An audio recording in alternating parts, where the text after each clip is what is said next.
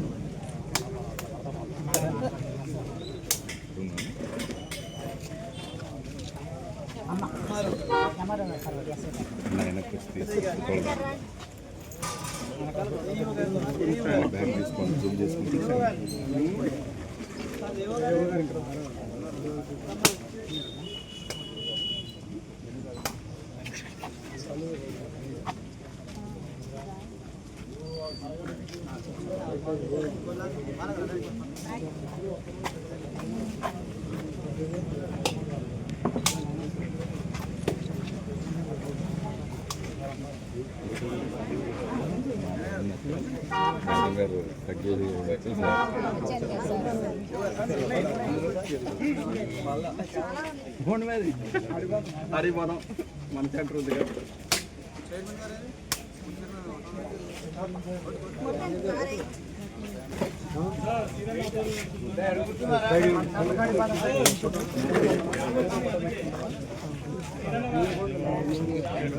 जरा कर अरे चीन भाई फोटो नहीं कर हाँ बस रामबाबू इतने जल्द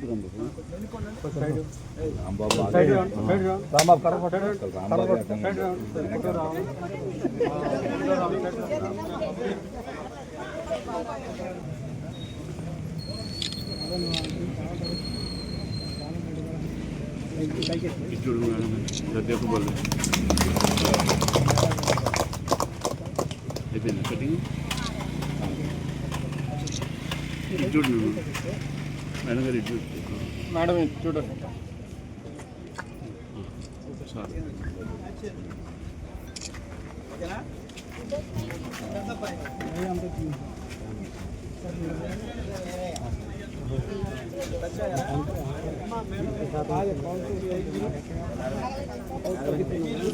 మేడం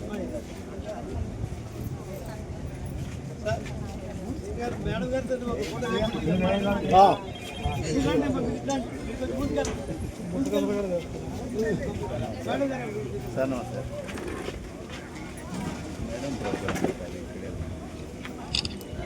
బాలగారు మీరే కనపట్లే.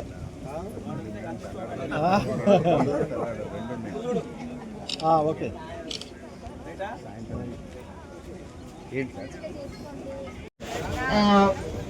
మరి ఇక్కడ విచ్చేసిన రైతు సోదరులందరికీ కూడా ఎటువంటి అపోహలు వద్దండి. బోనస్ కొంచెం పెండింగ్ ఉందని మన అందరి దృష్టిలో ఉంది. సీఎం గారి దృష్టిలో, తుమ్మలాశ్వర గారి దృష్టిలో, అందరి దృష్టిలో ఉంది. త్వరలోనే అవి కూడా వస్తాయి, పెండింగ్వి కూడా వస్తాయి.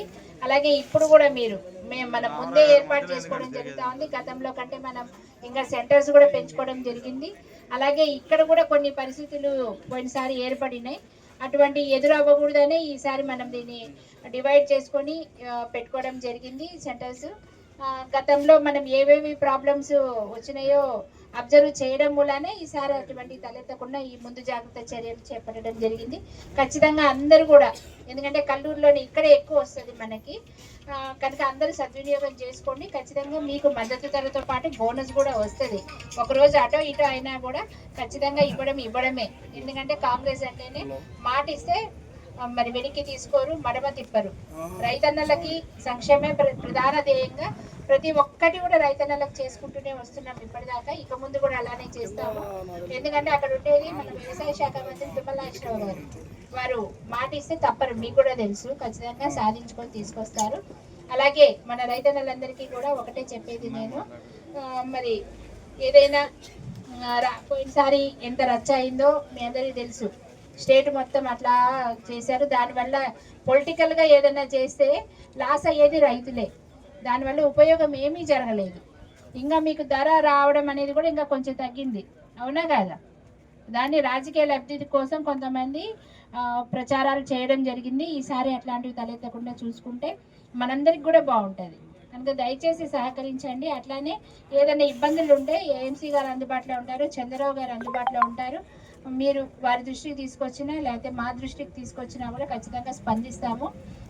మరి పోయినసారి కొంచెం లారీలు అవన్నీ ఇబ్బందులు అయినాయి.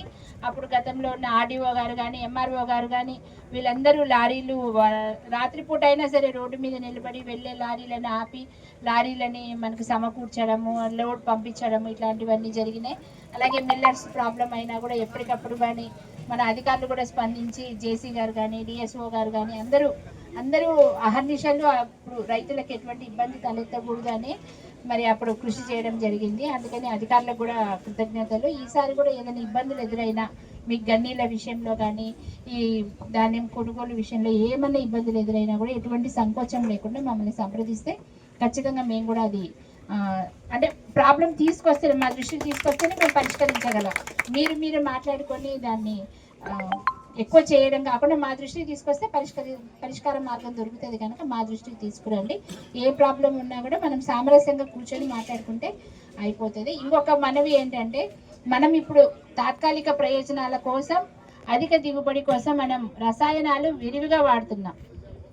దయచేసి మనము మన పొలంలోనే కొంత భాగము అది ఆర్గానిక్ ఫార్మింగ్ కోసం కనుక ఉపయోగిస్తే కనుక దానికి రెట్టింపు లాభాలు వస్తాయి. ఇప్పుడు అందరూ కూడా సహజంగా పండించేది ఎరువులు లేకుండా రసాయనాలు లేకుండా పండించే దానికోసమే ఎక్కువ ధర పెట్టైనా కొంటున్నారు. ఇది 10 రూపాయలు అయితే అది 20 రూపాయలన్నా కొంటున్నారు. మన ఆరోగ్యం మనతో పాటు మన పిల్లల ఆరోగ్యాలు కూడా దెబ్బతింటున్నాయి. ఇప్పుడు ప్రతి ఇంట్లో చూడండి దాదాపు కిడ్నీ పేషెంట్స్ ఉంటున్నారు. డయాలసిస్ సెంటర్స్ అవసరం ఎక్కువైంది ఇప్పుడు. అలాగే క్యాన్సర్స్ ఎక్కువ వస్తూ ఉన్నాయి. ఎందుకు అంటే మన అధిక దిగుబడి కోసం ఇప్పుడు చూసుకొని మనం విచ్చలవిడిగా రసాయనాలు వాడుతున్నందుకు. కనుక దయచేసి మీరు దాన్ని కూడా ఫ్యూచర్లో కొంచెం ఒకసారి అంటే తగ్గారు కానీ కొంచెం తగ్గించుకుంటూ వస్తే కనుక మన ఫ్యూచర్ మన పిల్లలకు కూడా ఆరోగ్యం బాగుంటుంది, అంతా బాగుంటుందని నేను ఆశిస్తూ రైతన్నలు ఈ విషయంలో ఒకసారి ఆలోచించాలి. అలాగే మనకి ఇప్పుడు డ్రైయర్ కూడా ఒకటి వచ్చింది, ధాన్యం డ్రై చేయడానికి. ఫ్యూచర్లో అది ఎట్లా పనిచేస్తుందో చూసుకొని నెక్స్ట్ వచ్చే వాటికంతా మనం ఇంకా ఎక్కువ తెచ్చుకోవడానికి కూడా ప్రయత్నం చేద్దాం. అలాగే ఇంకేదన్నా మీకు రైతులకి ఏదైనా సమస్యలు ఉంటే ఏవో గారి దృష్టికి తీసుకెళ్తే ఖచ్చితంగా అవి కూడా మీకు అందుబాటులో తెస్తాము. స్ప్రేయర్స్ అవి వచ్చినాయి. ఎవరైనా సబ్సిడీ కింద కావాలంటే రైతులు అప్లై చేసుకున్నారనుకుంటాను ఆల్రెడీ. సాధ్యమైనంత వరకు అందించడం జరుగుతుంది. మరి ఈ అవకాశం ఇచ్చినందుకు ప్రతి ఒక్కరికి ధన్యవాదాలు. అలాగే మన ప్రియతమ నేత మన నారాయణపురం ముద్దు బిడ్డ మన పొంగులేటి శ్రీనన్న గారికి హృదయపూర్వకంగా మన కల్లూరు నుంచి మెయిన్గా మన పుల్లయ్య బంజరు కల్లూరు ప్రజల తరపు నుంచి హృదయపూర్వక జన్మదిన శుభాకాంక్షలు. Thank you. జై కాంగ్రెస్. Thank you madam.